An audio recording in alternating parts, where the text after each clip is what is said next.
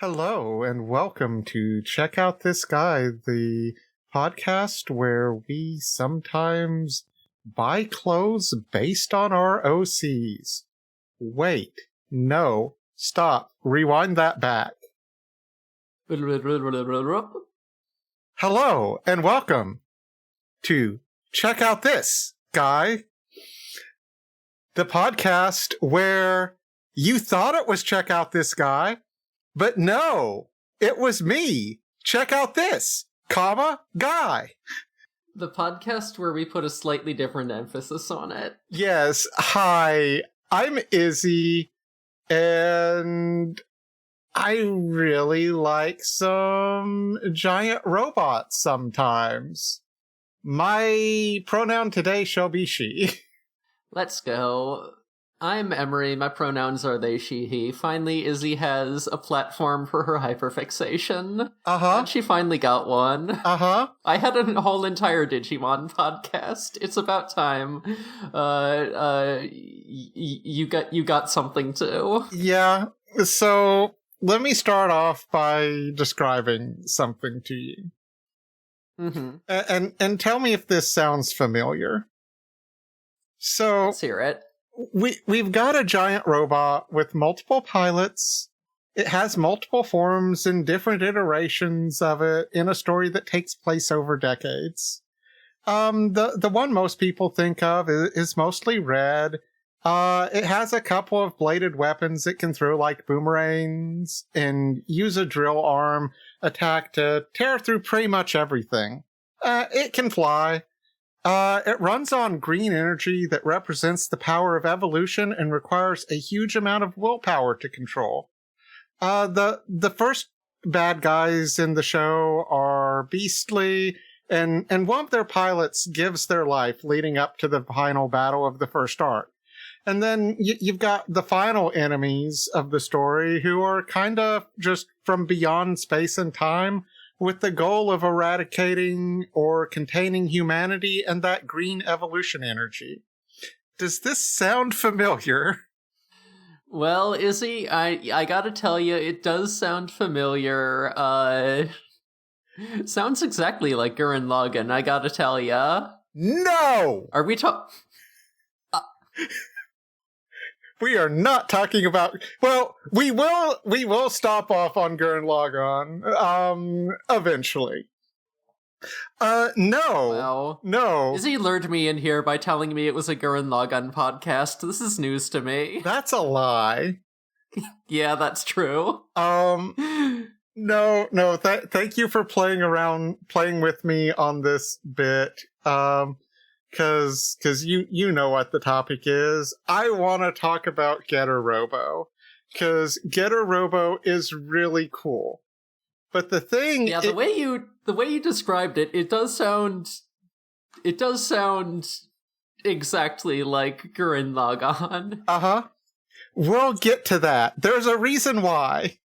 It sounds like Gurren Lagann is referencing it to a degree that most people are probably unaware of. Yes, which is why I wanted to talk about it. So you've got like your three like holy trinity of giant robots, which is Mazinger Z, Gundam, and the third one is Getter Robo.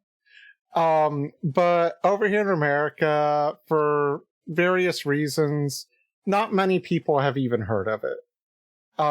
So I did want to have like a little bonus episode just to be like, hey, Getter is really freaking cool. People should check it out. I recommend the manga. That's like the main story, but there's also some OVAs that kind of remix it a bit. They're all their own unique story. They're not really so much adaptations as just like celebrations of Getter. So very much encourage everyone, hey, go check out at least some version of Getter Robo. Heck, even if it's the weird Monster of the Week 70s show. But here's the thing. Getter is really cool, but I don't want to spoil the plot very much. I just want to go over the basics. It really is an experience. So my plan was to just fill some time with connections to other works and a little bit of cultural history, and then I went down a rabbit hole. Turns out my notes are 6 pages long. Yeah, you went off on this. In my defense, the sixth page is only 2 lines. Yeah, fair enough. That's not much of a defense. It's still more than 5. Yeah, no, sounds like an average hyperfixation, honestly. Sounds like sounds like you would be starting sounds like you would be starting your own entire spin-off podcast if anyone else here had watched Getter Robo. Oh, the thing is there's a finite amount of Getter. Yeah. Okay, so this is mostly gonna be me talking about like anime and manga history. Because that's how we're gonna fill the time and have a full episode length. I hope this doesn't go extra long. So 6 pages of notes, it might go for a little while. Yeah.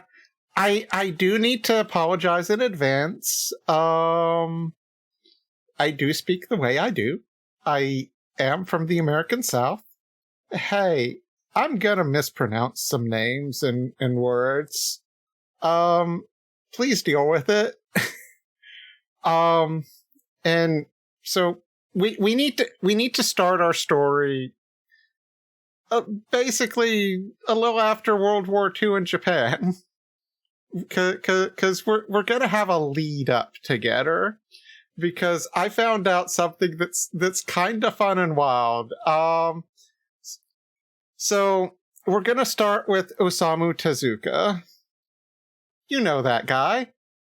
Yeah, we're starting way at the beginning, huh? Well, he's often treated like he created manga and anime, but those already existed for quite a while, at least 2 decades. But he did popularize them, especially because he had his own style.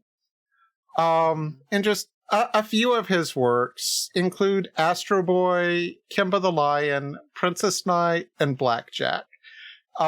There's also one that I know you're gonna want to mention. Sexy mouse girl that he drew and then hid in a drawer. Mm-hmm. Many pictures of the sexy mouse girl. Uh-huh. Yeah. When I was looking for pictures of the sexy mouse girl, I did find like a whole collection of his erotica on archive.org. There's much weirder stuff than sexy mouse girl in there. Boy, oh boy. Oh boy. Man liked some TF, it seems. Oh, interesting. But this is not werewolves. This is check out this guy. True. Okay, so we're starting with him. Very famous dude. One of his assistants was a fella named Shotaro Ishinomori. Who even worked with him on Astro Boy and some other work. And he has a lot of credits to his name. One of his first things was a Cyborg 009. I think a lot of weebs have at least heard of that one. Uh-huh.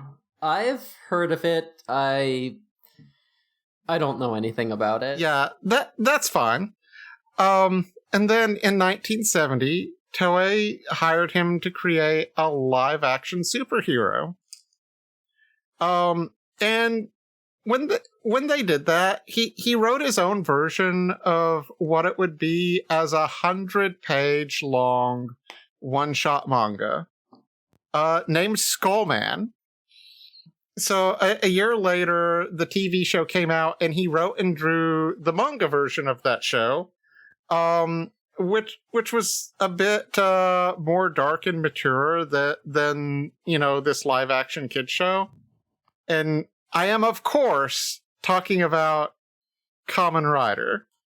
There it is. Yeah. So that's why Shotaro from Double is named Shotaro. He's named after the creator of the original Kamen Rider. Huh. I also wonder if the fact that Shotaro's predecessor was like a skull guy. Oh yeah. Kamen Rider Skull is just straight up based on Skullman. Hell yeah. And so with Kamen Rider, we have this whole genre of henshin heroes. And, he would come back to Kamen Rider again over the years, with different sequels series. He also created an android hero named Kikaider. So let's go on a quick tangent with Kikaider real quick. There was a spin-off movie of Kikaider called Mechanical Violator Hakaider. Boy, oh boy, that's a fucking name. That is a fucking name. So in Kikaider, Hakaider was the name of one of the villains. He was Kikaider's android brother. And he kind of had a gimmick where he liked to announce his presence by whistling. I'm pretty sure that Proto Man is just a giant reference to Hakaider. Interesting. From Mega Man. Okay. Yeah, I don't go to Mega Man, but I recognize the name. I can picture them in my mind. Mm-hmm. So that but was written by a prolific anime and tokusatsu writer, Toshiki Inoue. But I just want to mention them because they're very prolific. But I want to talk about the director, one of my favorites. It was Keita Amemiya. The guy that made Zerum, Iria, and Garo. Yeah. And just a little fun fact I learned recently. Part of the reason why Garo only comes out like every few years, it's because he apparently personally funds the productions. That's so fucking wild. Uh-huh. Yeah, I guess God, imagine just having the independent wealth to be yeah, I don't have to go to a studio. I'm just gonna make my own damn TV show and fund it myself, and it's gonna have a giant naked lady in it who flies around like a spaceship, and no one can tell me no. Yeah. We're gonna mention Garo again later. Oh boy, bookmarking that for later. I hope that there's at least someone in the listening audience here who knows what Garo is, because I had not heard of it before Toku Mondays. Yeah, the people who attended Toku Mondays. Yeah, pretty much. Hey, if you don't know what Garo is, just join our Discord. Yeah, yeah, join our Discord to hear all about Garo, the tokusatsu series where apparently a Wizard of Oz happens. Garo Man. Yeah. Hey, there's a Sheev Palpatine. Sheev Palpatine that shows up in that show. It's great. Yeah, Shiva's there. There's knockoff Adam Driver. It's real fun. That's right. So that was a tangent. We're gonna go back to the main line of thought. So Shotaro Ishinomori was an assistant to Osamu Tezuka. He had his own assistants. One of them was a fella named Go Nagai. That's the name we all know. That is a name we should all know. That's the name we all learned when we watched Devilman Crybaby on Netflix. Oh, you probably know more about Devilman than I do. I do know that it's that it is like one of those seminal works, but I've never laid eyes on more than a few seconds of it. Yeah. I watched the one on Netflix. It was kind of a fucking bummer.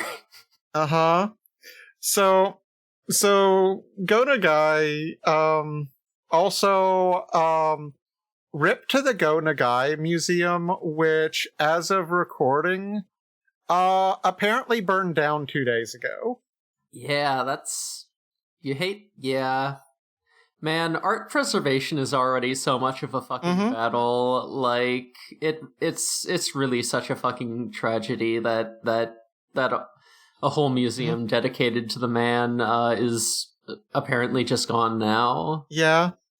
Like it had a bunch of original work in there too. Yeah, oh my god. And, he was kind of important because he gets credited as the creator of, like, half the genres. Yeah, holy shit. Okay, so, we're in 1968 now. And there's we're so close to the funny number. I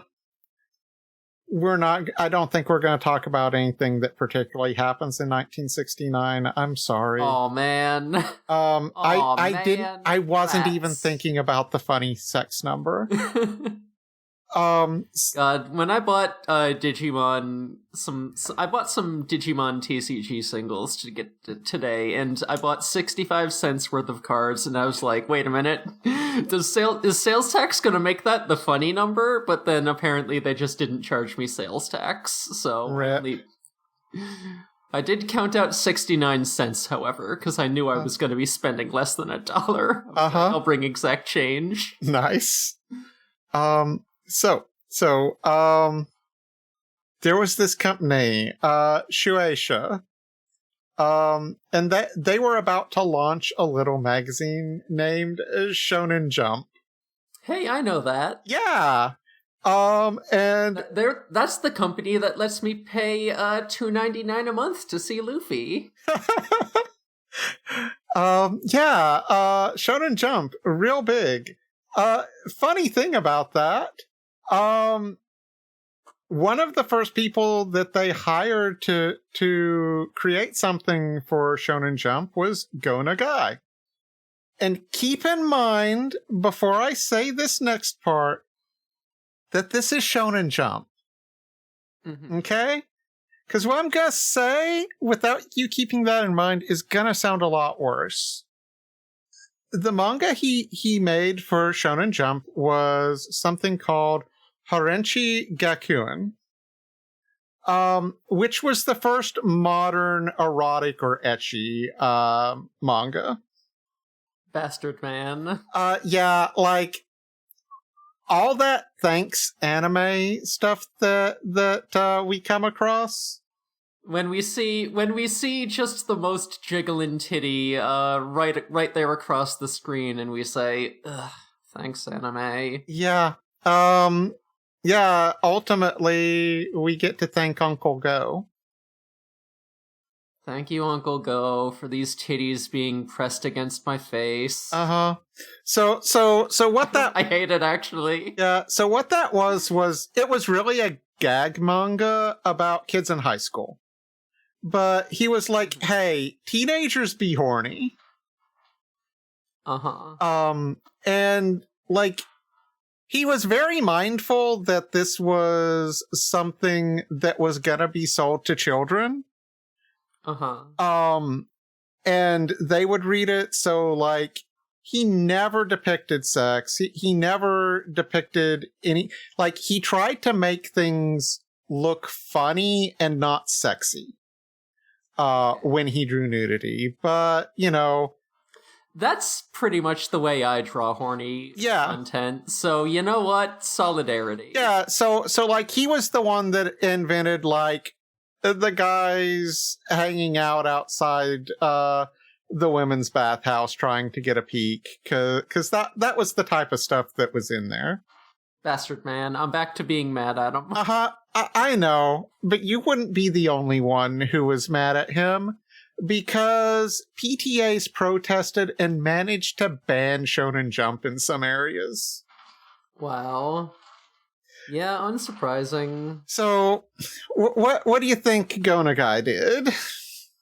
Did he just go invent a bunch of new non-ecchi genres? He did eventually, but he took Harenchi Gakuen and went serious mode and had it have a finale. And in it it goes real serious, and all the teachers and students are killed by the PTA while defending freedom of expression. Fuck it, you know what? Good on him. Oh, like there were continuations later on. It wasn't the real ending of it, but yeah, he went hard. And like that was one of the most popular mangas. Like I think within a few years there had been like 4 movies and a TV show. Oh wow. Yeah. Again, super popular. And with all that controversy, Gonagai was like a well-known figure now. Problem with that though is he didn't own the work. Shueisha did, and he basically got almost no royalties. Even though it was so popular and so successful. We hate the fucking manga industry. Good news. What? In 1969. Hell yeah! He created a company named Dynamic Productions. Okay. We'll come back to that in a bit. So, Go loved Astro Boy and Tetsujin 28. You might know that one as Gigantor. And he wanted to make his own robot show, but he wanted it to be unique. But he couldn't think of anything, and then one day he got stuck in a traffic jam and was like, hey, I bet the people stuck in the back would really love to have a way of bypassing everyone else. So he kind of imagined a giant robot that you could pilot, and you got into it by driving up its back in a motorcycle and docking in the head. He kind of changed that idea though a little bit, but before he made the actual show, because Kamen Rider was super popular at the time, and other than Karate Bugman, what's the other big thing in Kamen Rider? Motorcycles. Yeah. So he changed it to a flying craft called the Powder, and that's how we got the very first piloted super robot. Let's go.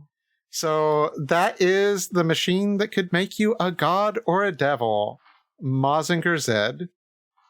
We are Noise Space Podcast, so I will say Z. Yeah.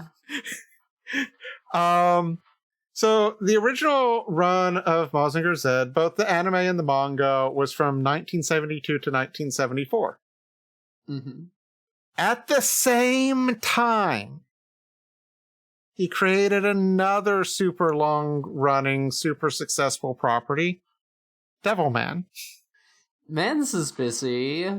It is already enough of a fucking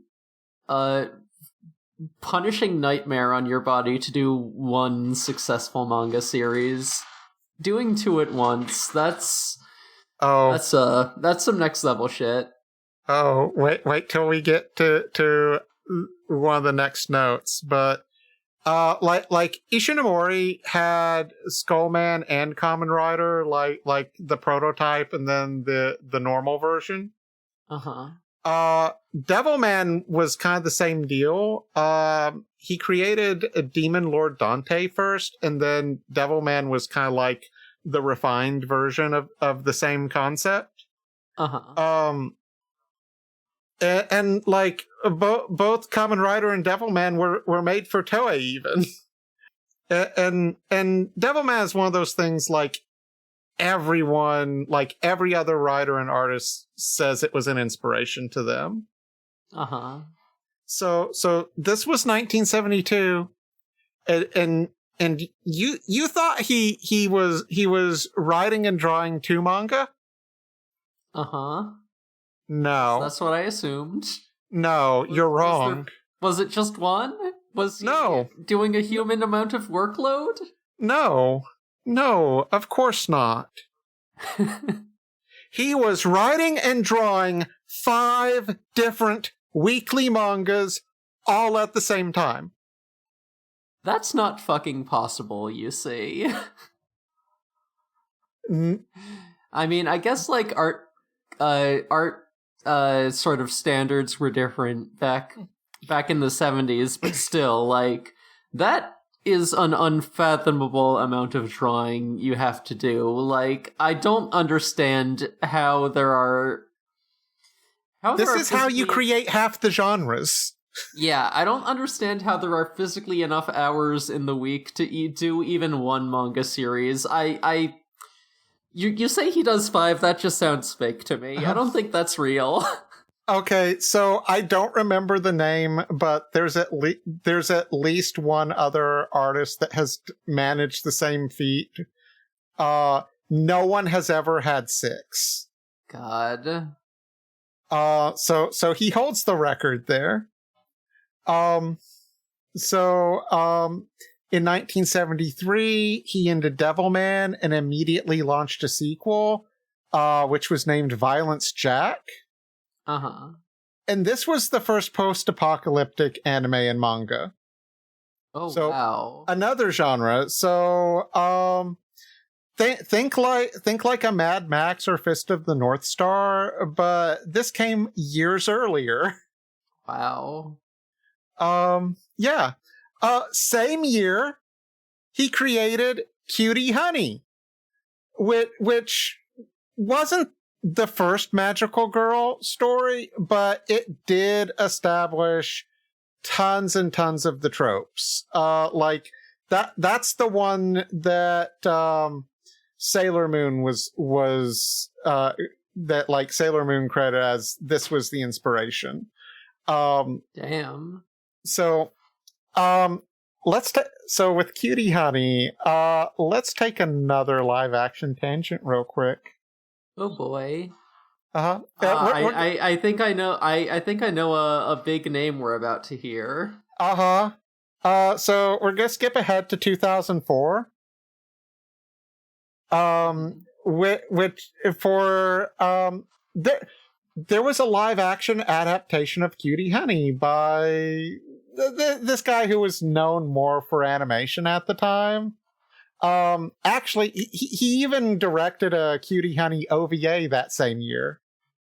Uh-huh. So you know who it is. Say the name. Hideaki Anno. Yep, the Evangelion dude. Also the dude who later made Shin Godzilla, Shin Kamen Rider, and Shin Ultraman.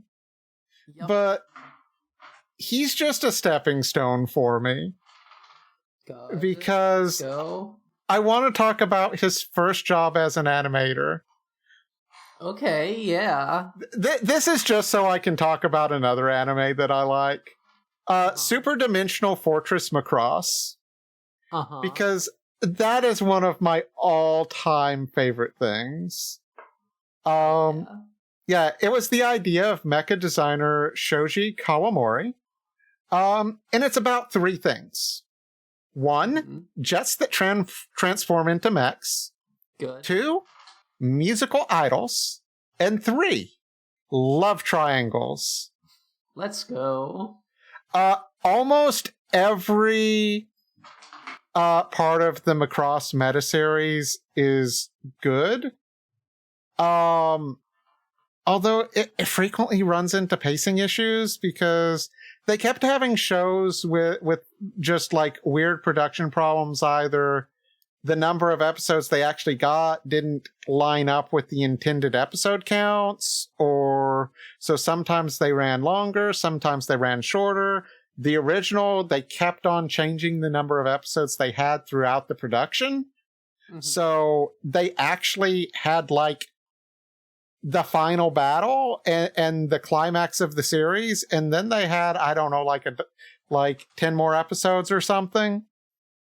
Mm-hmm. Which is actually the key to why Macross it became so famous, I think, because you had this huge epilogue that really got into the characters after the entire planet Earth got glassed, basically.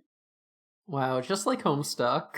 Yeah, but before the show ends, like partway through, the entire human population is reduced to like 30,000 people. Damn. And then then they reach peace with the aliens that did this. And they actually address, like, how do you move on from that? Uh-huh. How do these two cultures integrate and all this stuff? And also, you've reduced the population down to 30,000 people that have gone through a very particular set of events. And, like, it completely makes human culture after that very wild. Yeah, like everyone is big into idols after that because one of them kind of saved humanity with a song. Also, then there's Macross Delta, which had an amazing pilot episode, but the actual show sucked because they changed staff after that pilot episode. Yeah, so a few other things Kawamori was involved in are Vision of Escaflowne. Mm-hmm. I've heard of that. Genesis of Aquarian, which I only want to mention because it's kind of his idea of Getarobo. Mm-hmm. And then the other thing I want to mention is a Takara toy line called Diaclone. Uh-huh. You know Diaclone even if you don't know it. I don't know it, so apparently I do. Yes. That's one of the toy lines that Hasbro used to make the Transformers. Oh, okay. Yeah, he designed Battle Convoy, which is the toy that they used to turn into Optimus Prime. So if you were one of those kids that was like, hey, Optimus Prime is a father figure to you, Kawamori is basically your grandpa. Yeah. If you've ever called Optimus Prime daddy in your life, you have this man to thank. I'm sorry, this isn't Prime Cuts. No, it's not. I shouldn't be making. Should I?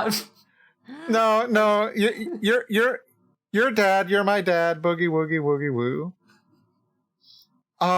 Okay. So tangent over. Great. Okay. Mazinger Z. It blew up huge. Absolutely gigantic success for the manga and anime. Toei wanted more.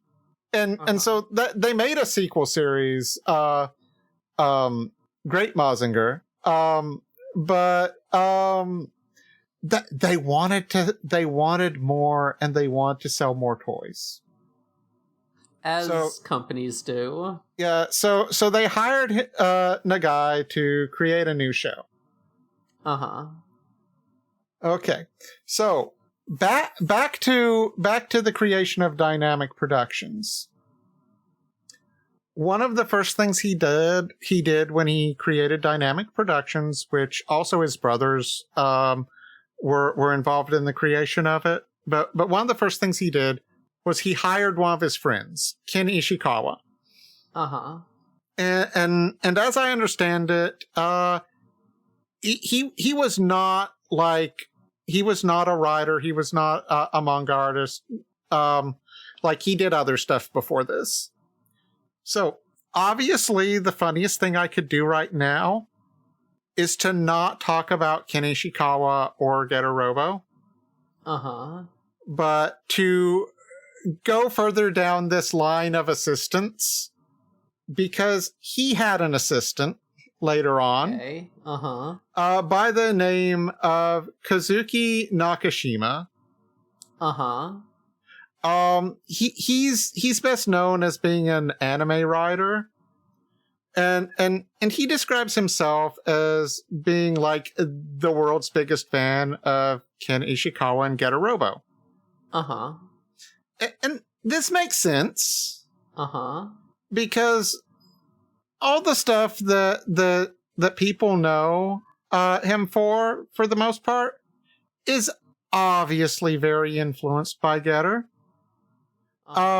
Also, like I mentioned that Cutie Honey OVA earlier, he was the writer for that. Okay. He also was the writer for one of my favorite episodes of Kamen Rider Double. Let's go.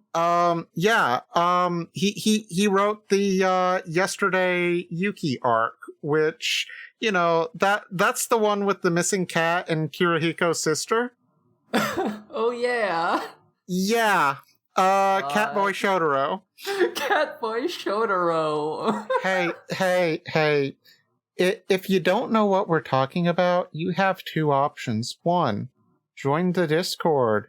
Join us for Monday group watches. I can offer you an alternative. I can offer you an alternative specifically for Kamen Rider Double because we've watched that already. We're not going to watch it again. Hey, Emmi. You have another podcast. I sure the fuck do. What's that podcast?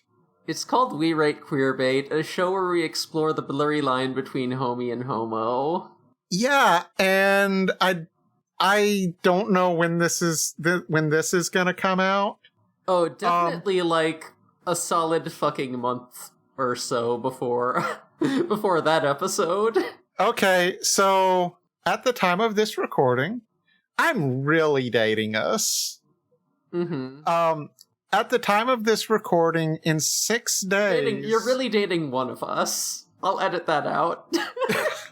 Or leave it in. That's up to you. You do need to tell me, though, which you choose. Yeah, Editor's note, I didn't edit it out. Okay, so in 6 days, Devin asked me to guest on We Rate Queerbait to talk about Double. And New Year's was 2 days ago. Yep, so if you want to hear about Kamen Rider Double, go listen to that. Anyway, he was also the head writer for Kamen Rider Forze.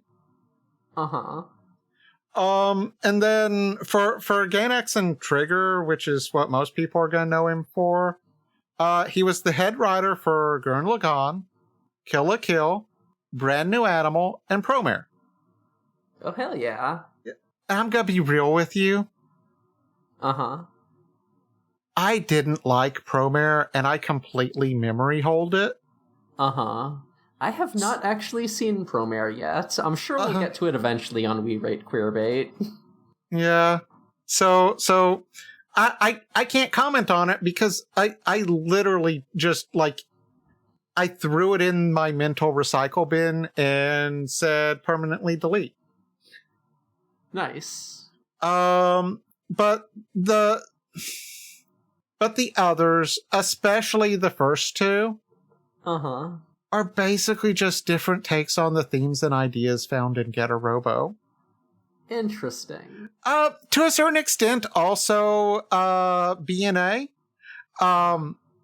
Although I think that one exists probably more because Zootopia was super fucking huge in Japan. and all sorts of different manga and anime wanted to capitalize on funny little furry people. Yeah, we did get BNA and like the first season of Beastars, real close together. Yeah. So I know which one I prefer. Which one? BNA. Yeah. The characters are a lot cuter. I like the funny little Tanuki girl. She's a freak. She sure is. So her Fox girlfriend. Okay. I was about to say I could go on some more bullshit and tangents, but that's enough. No, we're gonna go on a little tangent here. Let's go. Let's forget what we were initially even talking about. Oh, no, I want to talk about Beastars for a second. Okay. Okay, Beastars. I'm one of the people that like, oh, hey, the anime came out, and hey, that first season of the anime was real interesting, and when it ended, I read the entire manga. And here a few things about Beastars. First of all, that's something that I think was a victim of a huge amount of editorial interference. Yeah. Where I don't remember her name. But the author and artist, she obviously just wanted to write this drama, but it was in a shonen manga magazine. And it went from that to being a battle manga. And it really didn't work. But judging based on what episodes I've seen of Beastars, it doesn't seem like it should be a battle manga. Oh, absolutely not. It is a very fucking weird the story. It's so fucking weird, and it just gets more and more off the rails. Here's the thing, though. What I really want to say about Beastars is it is a very particular type of anthro-animal where they basically take a human body and slap an animal head on it. Yeah. And it's super fucking off-putting to me. I do not like that. Yeah. I like it when you mix up the proportions a little more. Slap some digitigrade legs on there. Make the hands big and chonky. Yeah, just Beastars looks so weird. I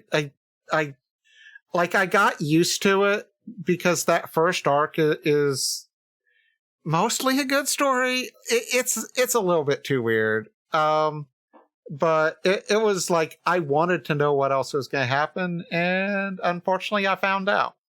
Yeah. Okay, so anything you want to say about those? Or shall we go back to the 70s? Not really. My Beastars opinions are a whole can of worms, so let's divert from that course. Yeah, teenagers be horny, but Beastars is way too fucking horny. Yeah.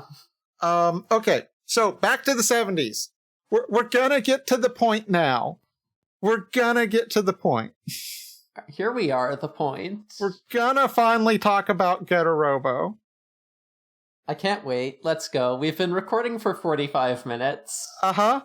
Good. This is timed out exactly how I want it to be. How many pages of your notes have we actually gone through so far? We're about halfway. Okay. I think it's gonna go quicker now, though. Okay. So Toei wanted a follow-up to Mazinger Z and wanted it to be more toyetic. I mean, these shows were basically paid for by the toy companies. I think Mazinger Z and Zed and Getarobo were both, is it Poppy or Pope? Something like that. I think it's Poppy. Anyway, they wanted something more toyetic, more toys.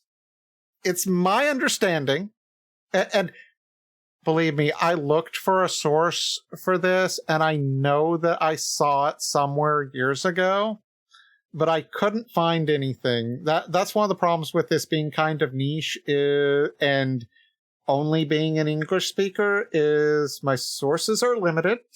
Mm-hmm. But my understanding is the name Getarobo comes from the fact that at the time, soccer and rugby were like ultra popular with the kids. And so it took its name from the term goal getter. Interesting. And like one of the first images in the original manga is a rugby game. So I think that lines up. Mm-hmm. And I've never seen any other explanation for it. And I swear I saw that explanation years ago. But again, couldn't find it. Couldn't get a source. So, and so much of this is me going off of memory, but also I went down a Wikipedia rabbit hole on who was whose assistant. Mm-hmm. But anyway, Go Nagai must have gotten all of his mecha ideas from Traffic or something, because him and Ishikawa were trying to figure out how to make this new show work, and they saw a car crash. That's fucking harrowing. Yeah, and that's how they got the idea of the first transforming combiner super robot, and again revolutionized the mecha genre forevermore, because they basically just decided to say, hey, let's make Getarobo work like that. Just take the vehicles and smash them into each other, and boom, out pops a robot. Hooray. Yeah, so there's these three vehicles. They're basically jets. They're the getter machines. Depending on which of the jets was leading the combination, you got three different forms. So Go Nagai and Ken Ishikawa worked on the original Getarobo together. Most of the plot and characters were Ishikawa's, and like Nagai will be like, nah, that's an Ishikawa joint. And he continued the story repeatedly over the years. So, gonna kind of give you the setup for Getarobo. Uh-huh. Millions of years ago. Okay. See this I don't remember when all the order that this gets revealed in. But I'm gonna try to go chronological up into a certain point. And hey, the show went back further than I did. Yeah. So millions of years ago, the Earth was bathed in the glow of Geta rays, which caused two major things. First, hey, this radiation was super deadly to dinosaurs. And second, it sparked the evolution and rise of mankind. Mm-hmm. But guess what? What? Some of those dinosaurs, they're like, hey, we're gonna fucking burrow underground. And they eventually become people and turn into the dinosaur empire led by Emperor Gore. Interesting. So we got the humans up top, the funny little beasts down below. It is kind of a kind of an inverse. Yeah, inverse a Gurren Lagann situation. I forgot the fucking name for a second. Yeah, so the dinosaur empire wants two things: the extermination of mankind and dominion over the entire Earth. Yeah, reasonable demands. Mm-hmm. So meanwhile, there's this genius scientist by the name of Dr. Saotome, who's studying Geta ray energy, and he creates this mecha called Geta Robo, which runs on them. Hey, it runs on Getter. It's called Getter. Hey. Yeah, but the problem with Geta Robo is you gotta have some seriously special lads to pilot it. Oh yeah, the classic special boy dilemma where your robot can only be piloted by a guy with the special stuff. Oh. Yeah. It's a little bit different in Getter. Interesting. Go on. So, I take it that it means that it's that it's maybe a little different than just having a main character disease. Yeah, it's a little bit more than main character disease. So like the normal thing, you gotta be in peak physical condition, and you gotta, because the forces involved will just splatter most people across the cockpit. Oh. Or they'll lose consciousness from G-forces, what have you. It's a bad situation to try to pilot one of these. Mm-hmm. You gotta have a really strong will. Uh-huh. Well, that comes standard with your shonen protagonist. Yeah, that's normal so far. Kinda in the middle between normal and getting out there a little bit.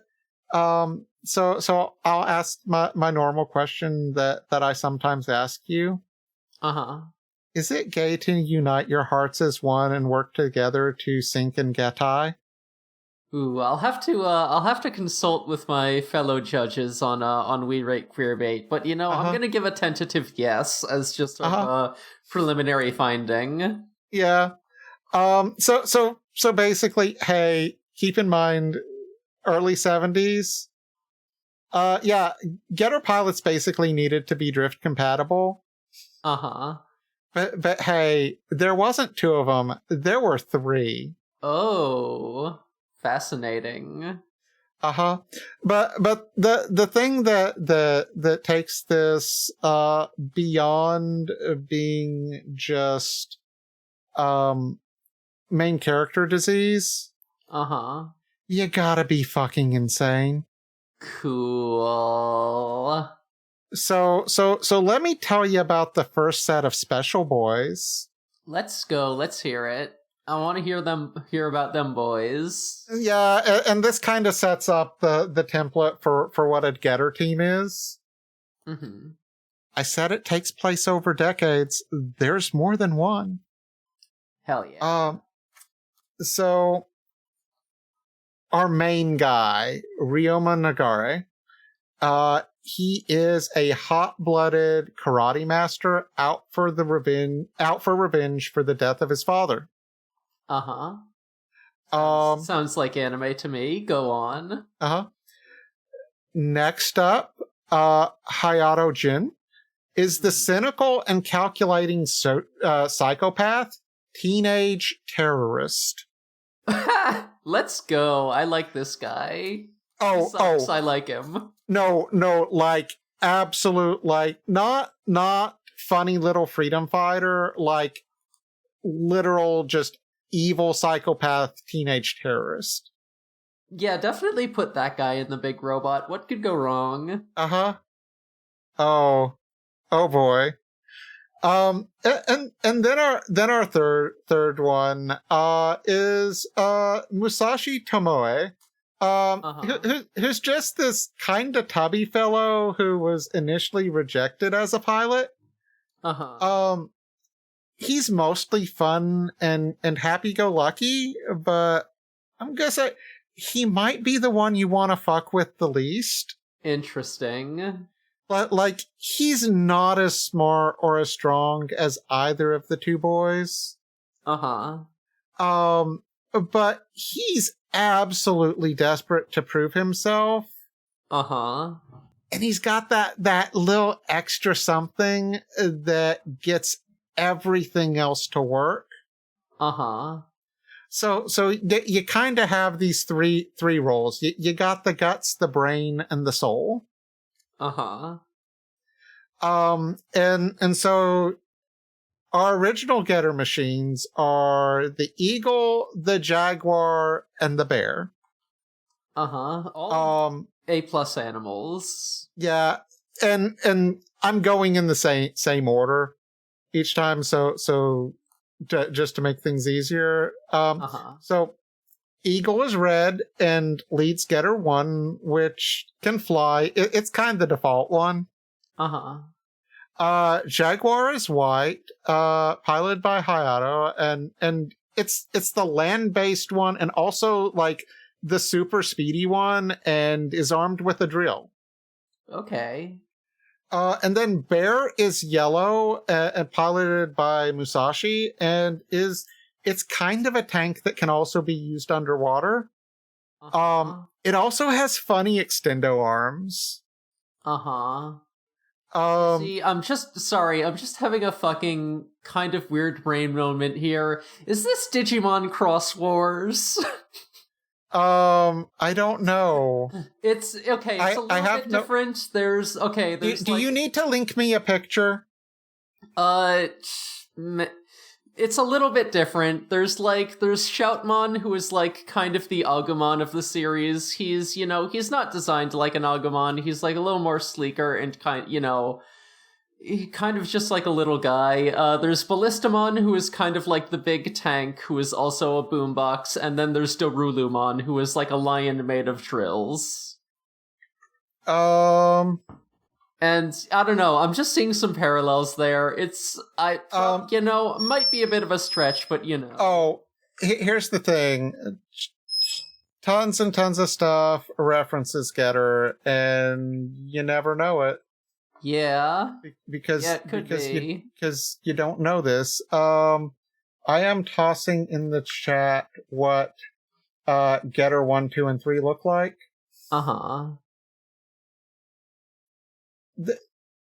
Getter 1 is cool.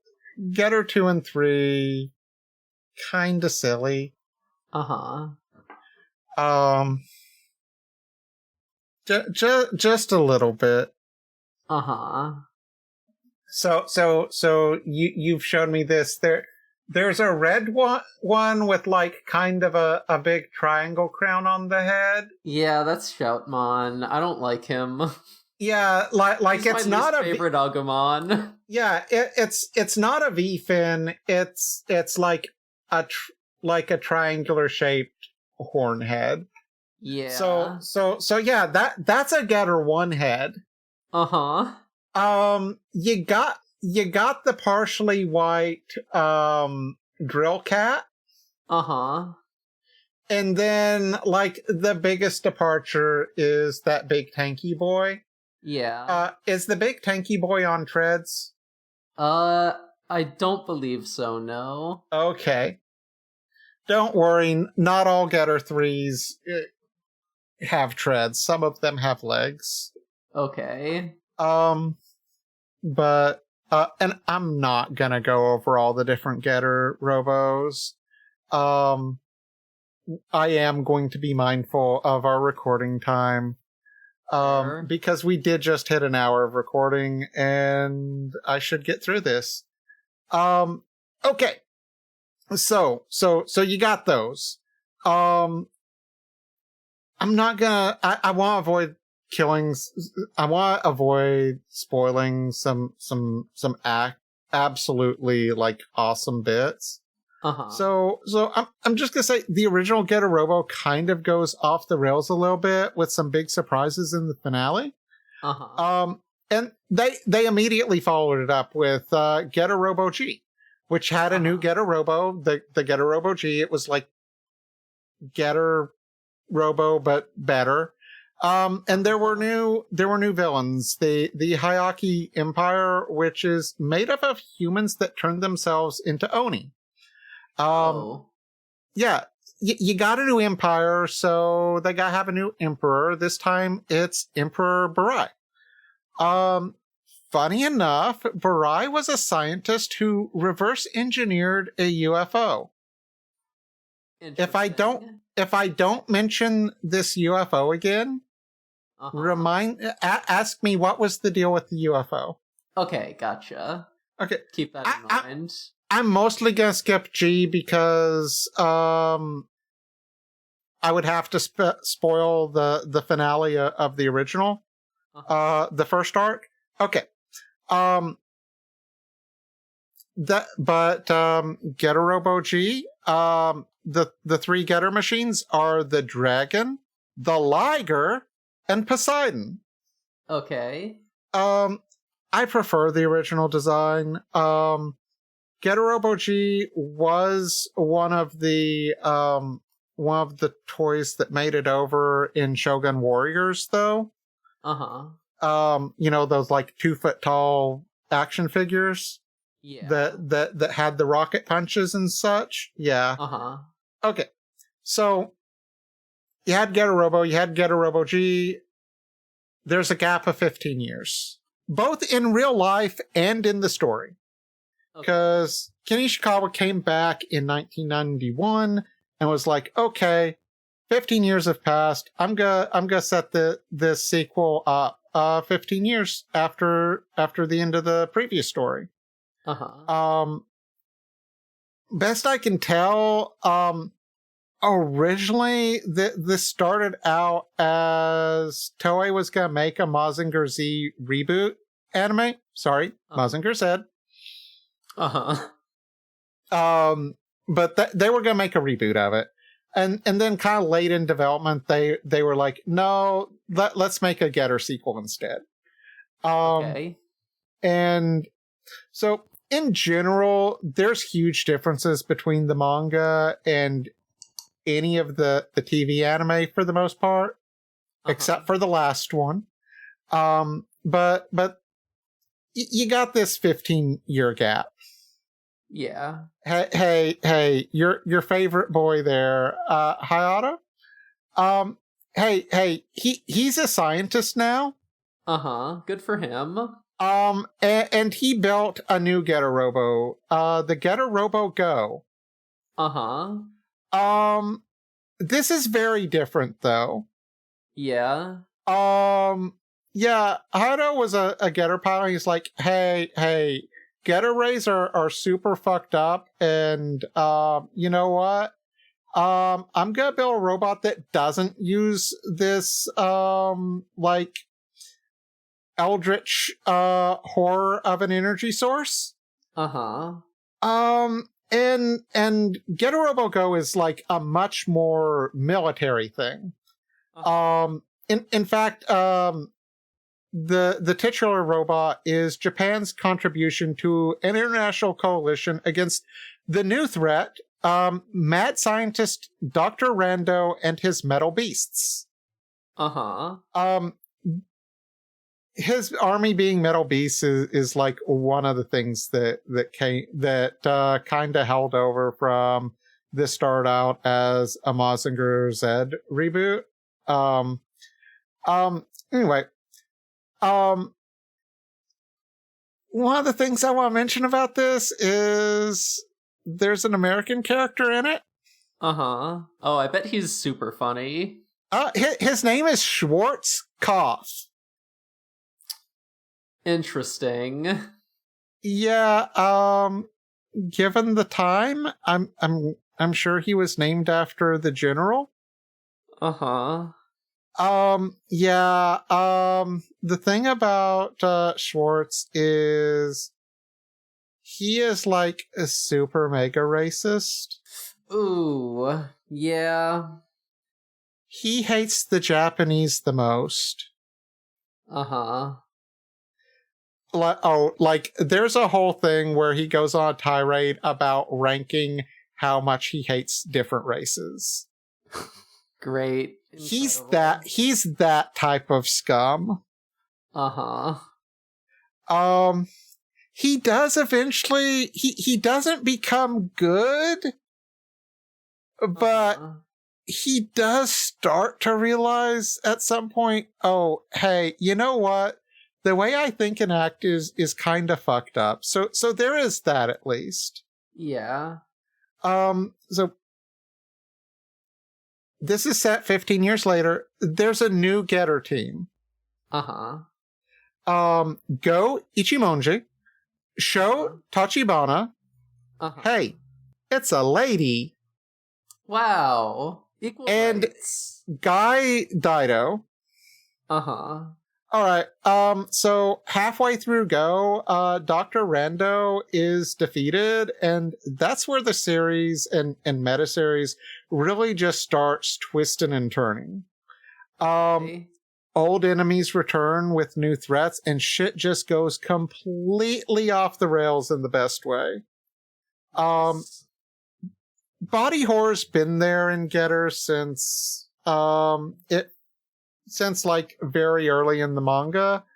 But it features a lot more in Go and just keeps on going. This is also where the weird cosmic horror stuff picks up and comes to the forefront too. So at this midway point, it's like, hey, what happened 15 years ago that destroyed the Sao Tome Institute? What secrets does the Shin Getter Robo hold?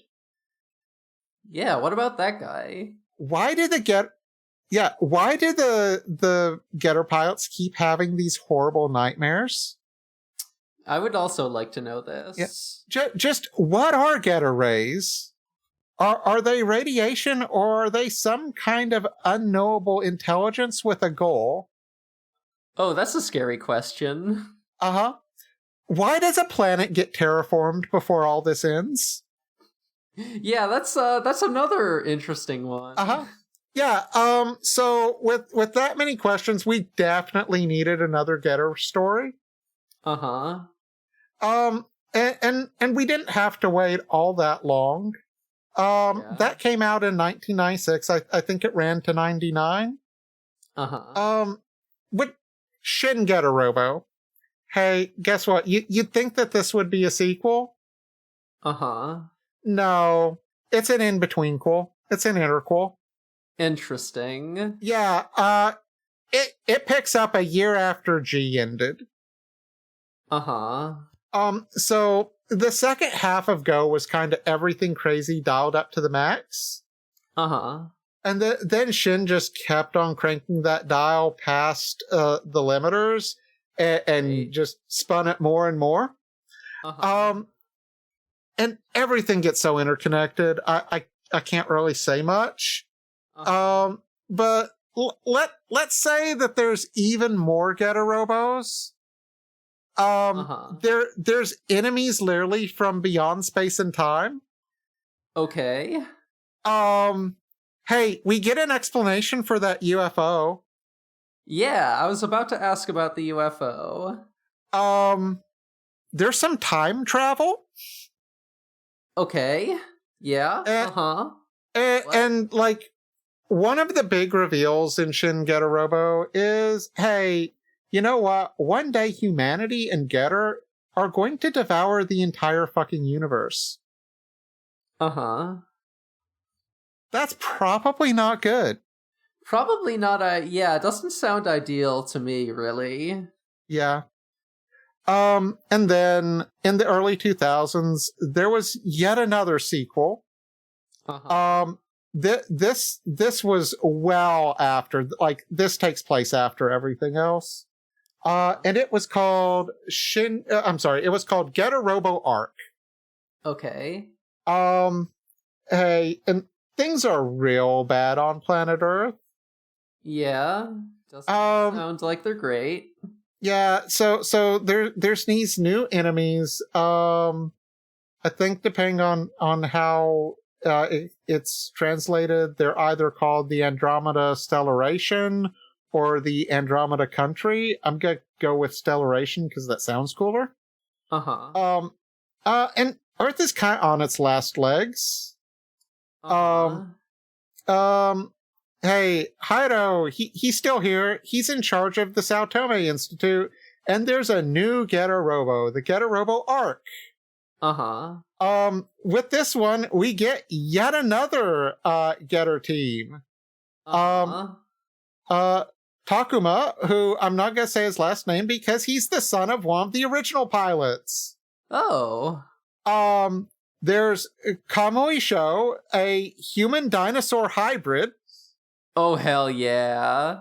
And a monk by the name of Baku Yamagishi.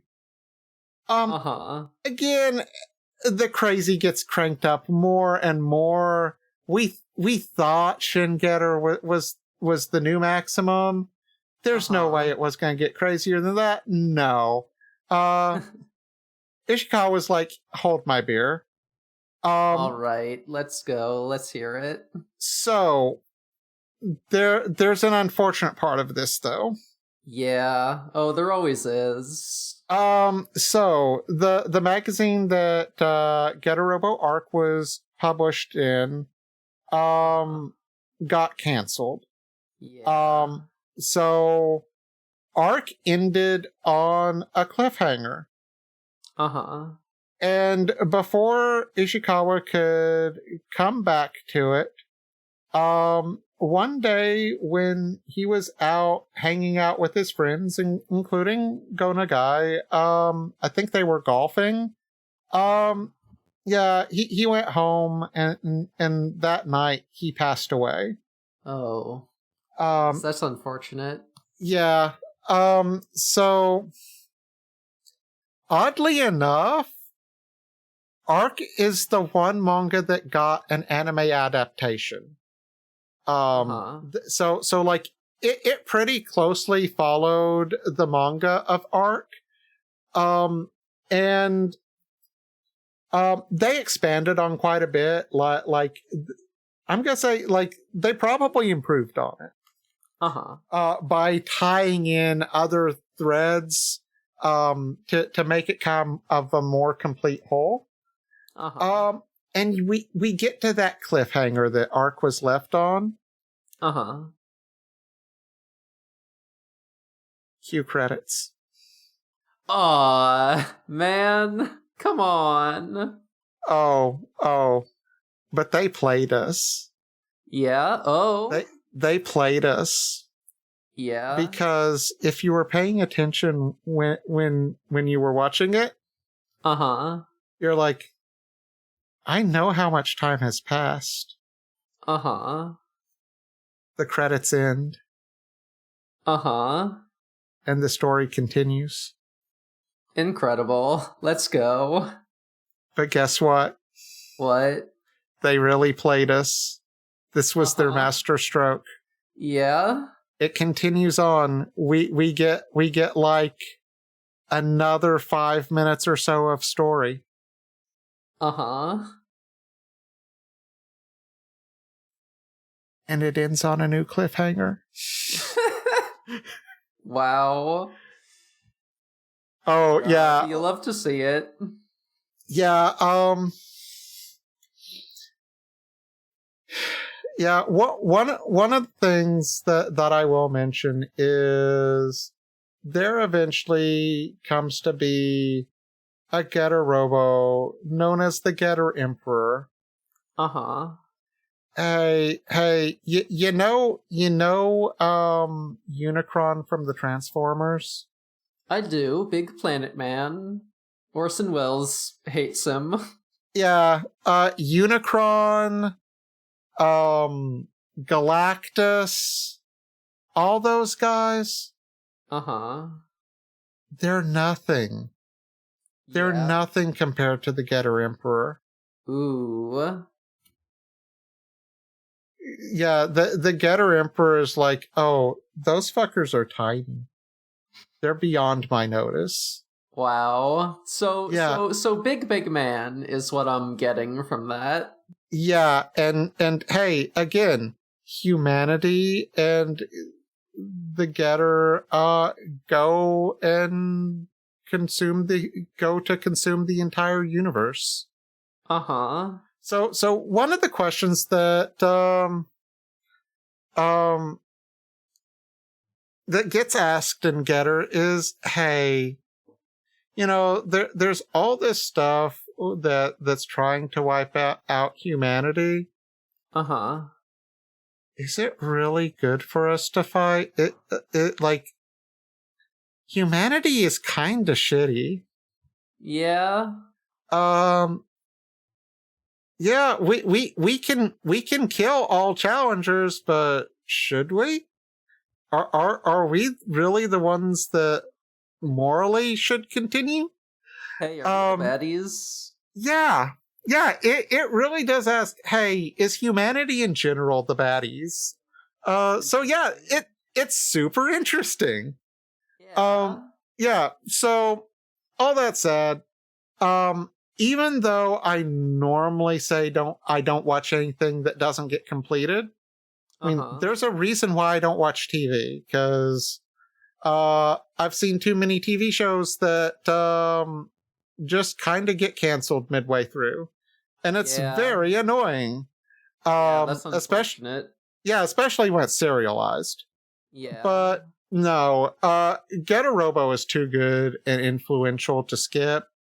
Everyone should read it. If you don't want to read it, hey, I've got some options for you. Now, there is no English release. But thanks to fan translators, specifically a group called Dynamic Pro Scanlations, it's out there. It's available. You can less fan translators. They're truly doing the Lord's work. Yeah, and it's not even just the original version. So, one of the things that happened eventually was there over the years, Ishikawa also sometimes did some like one-offs and bonus chapters and stuff here and there. And so to tie everything together and to like take care of some stuff that got retconned and all, there's a version of all the Getter Robo mangas called Getter Robo Saga. And that's what's available in English. Thank you, fan translators. You're awesome. Yeah. So about the animes, the original animes, they're kids cartoons. They're kind of Monster of the Week. That they have some high points. I don't see much point to watching them. You can just read the manga. It'll be so much better. Yeah. So there are 3 OVAs. In order of release, it's Shin Getter Robo Armageddon.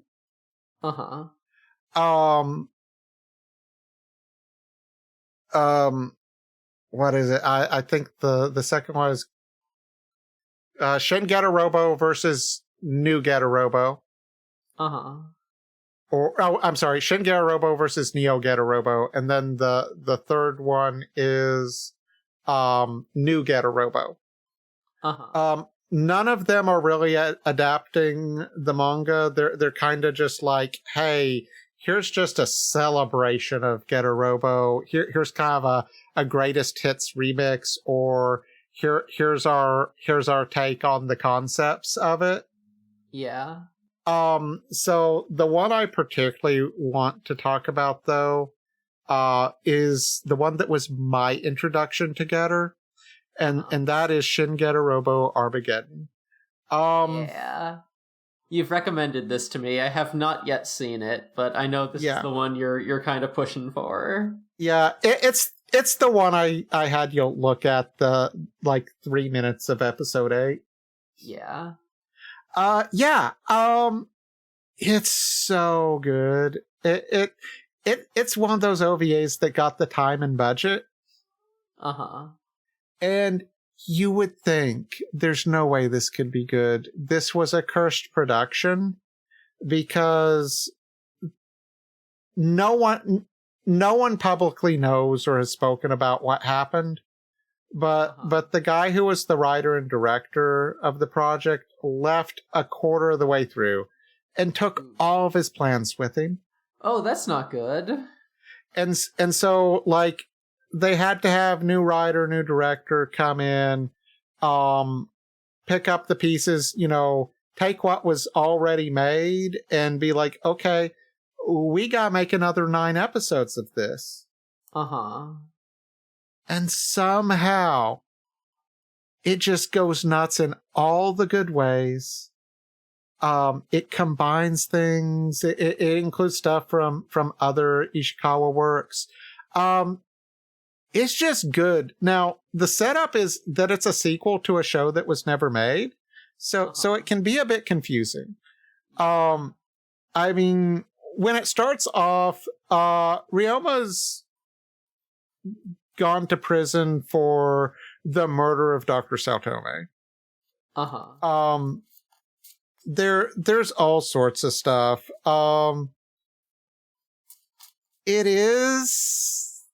It does have one of those of its time period translations. There are things in it that I suspect are translation problems. Yeah. I really hope that I really hope that a few of the lines are mistranslations, because if they aren't, they also just don't make any fucking sense. Yeah. Hey, there is a line in the subs about, oh, hey, an event so traumatic it gave him autism.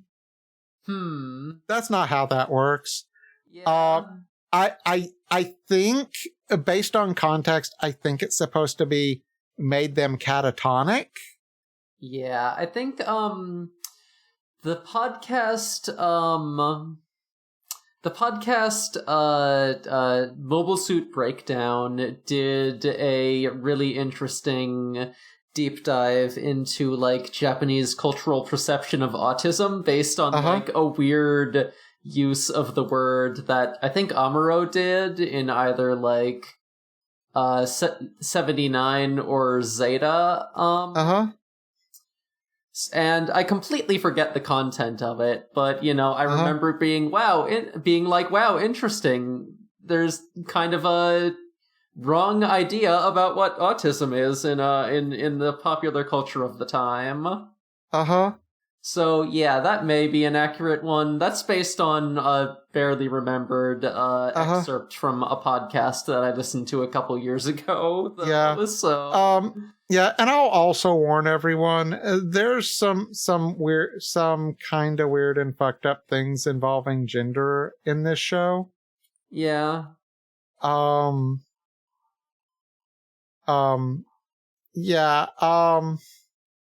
Like, it would be spoiling to reveal it though.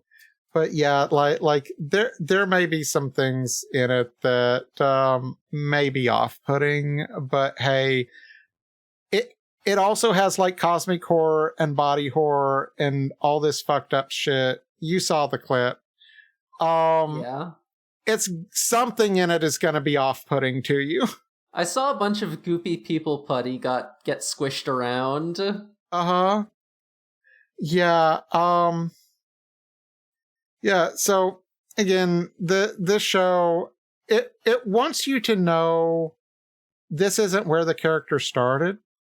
And the villains in this are the invaders, an alien menace that had a 10-year-long war with humanity.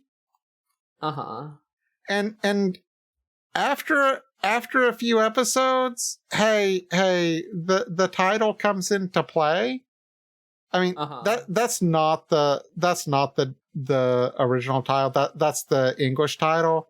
I think the literal translation of the title would be Shingeki Robo, The Last Day of Earth. Reasonable to translate as Armageddon. Yeah. But yeah, there kind of is an Armageddon and a pretty long time skip following it. Hey, this is also kind of post-apocalyptic. eventually. Yay! So, um, before we start this, I had you listen to the second opening song of Shin Robo Armageddon. Yes, it sounded very familiar to me. I definitely feel like I've heard it before. Some version. Was it like one of the themes they used in Wow Cool Robot or something? No, a version of it did show up in the Xenu Vibes playlist. Okay, so, yeah. That must be it. You would understand more. Oh, we need to go on another tangent before we're done. I am sorry because we're going long. But yeah, I'm one of the people that's influenced by Getter also. But yeah, if the song is titled Heats. It's by Jam Project. Okay, I need to find this. Okay. Hironobu Kageyama is the guy who sings it. Yeah, he's like the current leader of Jam Project. He's one of the original members. Yeah, you'd heard the song before. That song is a banger. It's pretty fucking good. It goes pretty hard. It is so fucking good. Almost all the Getter songs are absolute bangers. Hell yeah. So, Mr. Kageyama, hey, you've experienced him before. I mean, yeah. And I'm not just talking about him being in Jam Project, because, hey, just due to the nature of what Jam Project is, you've heard a ton of anime openings that they did. I'm sure. No.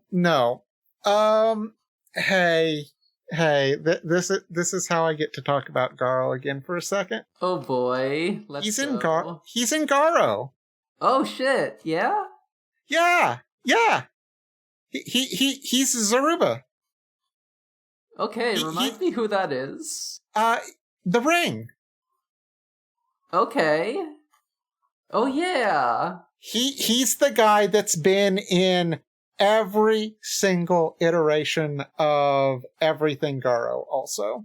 Wow. Because Zaruba is always in Garo. Yeah. Always with the same voice. So remember how the ring broke and then they just made a new ring with the same face and name and everything, and it's just like, hi, I'm a new guy. I don't remember any of the things that the old guy did. Nice to meet you. Yeah, I think okay, just to go down this road slightly, this'll only be seconds. Hey, I think it's at least implied that, like, the demonic souls that they bind to create that shit, they use the same ones. Okay, so kind of the same guy. Yeah, so kind of the same guy. So yeah, that's Get a Robo. My friends, this is why Izzy believes in Getter. And yeah, a lot of Getter has made it into things I create, whether I actively realize it or not.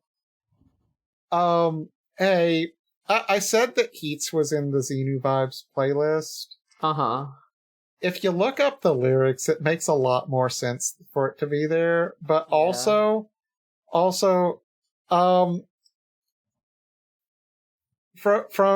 Shin Robo Armageddon, like the kind of black cloak look and the red scarf. Two different things in it, but those are definitely me just making references to Getter in that. Hell yeah. Probably for the Void in our Fellowship campaign. Mm-hmm. I think some Getter got into that too. Uh-huh. So, which wasn't intentional there. Like, hey, the Xenos fit when she started out, like, that's just cool. That was intentional. Uh-huh. But yeah, Getter has this thing where it really influences people, and Gurren Lagann is basically just, hey, I want to make my own version of Getter because I loved it so much. Uh-huh. So, any questions? Gosh. No, that seems pretty comprehensive. Sounds like I need to go watch this OVA for real. Oh, don't tempt me that way. I started a rewatch and I only finished the first episode. Rip. This could be a simul watch. Ooh, interesting. Yeah, so I guess hey. Yeah. So long, folks. And fuck dinosaurs. Fuck dinosaurs. Peace out. Peace. Bye.